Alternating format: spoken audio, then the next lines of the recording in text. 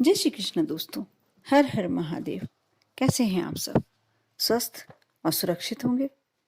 दोस्तों, सभी लोग, अधिकतर लोग हर दिन सुबह अपने घर पर ही भगवान की पूजन करते हैं, लेकिन कई बार ऐसा होता है कि या तो पूजन करने के नियमों का हमें जानकारी नहीं होती, या होती है तो थोड़े बहुत गलत नियमों की जानकारी होती है। ऐसे में जो हम पूजन करते हैं और गलती से भी हमसे कुछ गलती हो जाती है, अनजाने में भी, तो उसका परिणाम अच्छा नहीं रहता। इसलिए आज मैं अपनी इस वीडियो के माध्यम से बहुत सारी ऐसी बातें जो आपको अवश्य जाननी ही चाहिए, आपको ही नहीं, प्रत्येक व्यक्ति को जाननी ही चाहिए कि हम ऐसे किस नियम से पूजन करें जिसका हमें पूरा पूरा प्रतिफल मिले, धन लक्ष्मी और सुख प्राप्त हो, आरोग्य प्राप्त हो और हमारे घर में हमेशा शांति बनी रहे, हमारा सौभाग्य बढ़े। दक्षिणवर्ती शंख। दक्षिणवर्ती शंख जिस घर में होता है उसमें साक्षात लक्ष्मी एवं शांति का निवास होता है। वहाँ सब कार्य मंगल ही मंगल होते हैं। पूजन स्थान पर दो शंख कभी भी नहीं रखना चाहिए। क्या होता है कि हम शंख तो रखते हैं, लेकिन एक की जगह दो यदि शंख गलती से रखा जाते हैं, उसका हमें परिणाम अच्छा नहीं भोगना पड़ता। परेशानियां शुरू हो जाती हैं। इसलिए एक शंख तो होना ही चाहिए पूजन स्थल पर, लेकिन दो नहीं रखना चाहिए। साथ ही कपूर का एक छोटा सा टुकड़ा घर में नित्य प्रतिदिन अवश्य जलाना चाहिए, जिससे वातावरण अधिक शुद्ध होता है और वातावरण में धनात्मक यानी पॉजिटिव ऊर्जा बढ़ती है। आपको ये जानकारी हो कि नहीं हो, मैं बता देना चाहती हूँ कि गणेश जी और भैरव जी और शिव जी, भोलेनाथ, इनको तुलसी नहीं चढ़ती। कभी भी आप भोग लगाते हैं गणेश जी को या भोलेनाथ को या भैरव देव को, तो आप भोग में तुलसी समर्पित नहीं करें, इसका दोष लगता है। इसके विपरीत यदि हम विष्णु जी को बिना तुलसी के यदि भोग समर्पित करें तो वह ग्रहण नहीं करते। ये जानकारियां नहीं होने के कारण हम गलती कर बैठते हैं कि सभी भगवानों को तुलसी दल डालकर भोग लगा देते हैं, जिसका हमें परिणाम अच्छा नहीं भोगना पड़ता। साथ ही दुर्गा जी को कभी दुर्वा नहीं चढ़ानी चाहिए।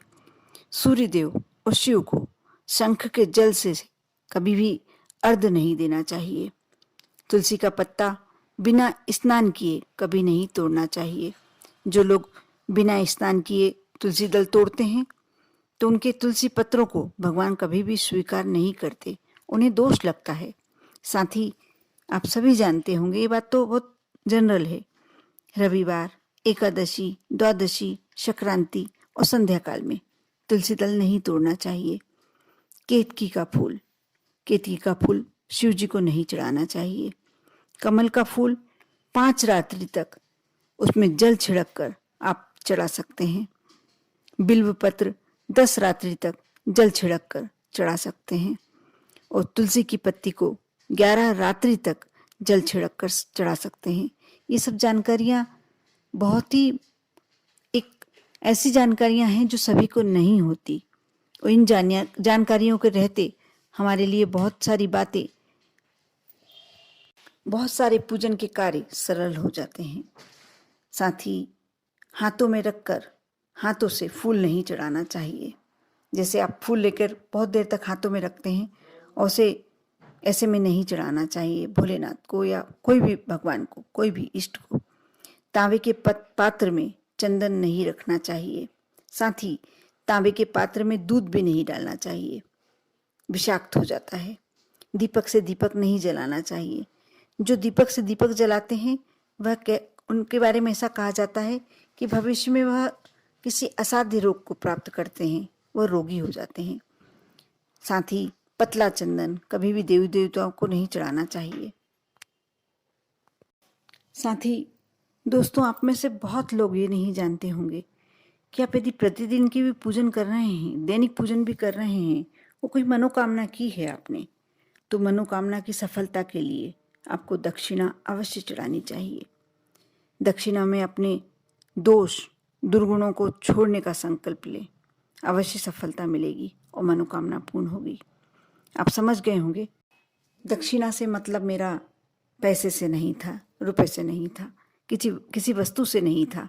आप अपने दोष दुर्गुण दक्षिणा स्वरूप दे दें और स्वयं सहज और सरल हो जाएं। दोस्तों, चर्म पत्र और प्लास्टिक पात्र में कभी भी गंगा जल नहीं रखना चाहिए। और आप में से यह भी कोई नहीं जानता होगा कि स्त्रियों को शंख कभी भी नहीं बजाना चाहिए। यदि अनजाने में स्त्रियां बजा लेती हैं तो लक्ष्मी वह स्थान छोड़ के चली जाती है। इसलिए हमेशा ध्यान रखें, जब भी शंख बजाने की बात आए तो किसी पुरुष द्वारा ही बजाया जाना चाहिए। पूजा हमेशा पूर्व और उत्तर की और मुंह करके करनी चाहिए। हो सके तो आप निश्चित समय पर, जैसे सुबह 6 से 8 बजे के बीच में पूजन करें। बहुत ही ज़्यादा फलदायक होता है इस समय। आप इस समय यदि पूजन करते हैं तो आपको उसका पूरा प्रतिफल मिलता है। बहुत ही सहज बातें हैं, बहुत ही सरल बातें हैं, बस जानने योग्य बातें हैं। पूजा जमीन पर ऊनी आसन पर बैठकर ही करनी चाहिए। पूजा गृह में सुबह और शाम 1 दीपक घी का और 1 दीपक तेल का जलाना चाहिए। यह बहुत छोटी सी बात है लेकिन बहुत महत्वपूर्ण बात है। घर में पूजन पाठ, मांगलिक पर्व में सिर पर टोपी, पगड़ी या पल्ला अवश्य होना चाहिए। आप यदि पगड़ी नहीं रखना चाहते हैं, टोपी नहीं रखना चाहते हैं, यदि आप पल्ला भी नहीं लेना चाहते हैं, घूंघट भी नहीं रखना चाहते, कोई बात नहीं। रुमाल, आप रुमाल तो रख सकते हैं ना, लेकिन इसे भी आप यह ध्यान रखें कि सफ़ेद रुमाल कभी भी शुभ नहीं माना जाता। इसलिए महिलाओं को खास तौर पर अपने सिर पर सफ़ेद रुमाल पूजन करते समय नहीं रखना चाहिए।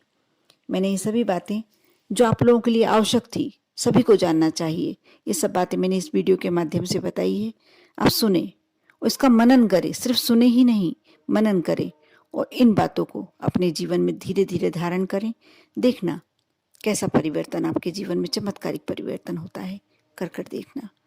श्रद्धा और विश्वास आपके लिए बहुत आवश्यक वस्तु है, जिसे आप अपने साथ हमेशा रखें। आप पर और आपके पूरे परिवार पर भोलेनाथ की कृपा बनी रहे।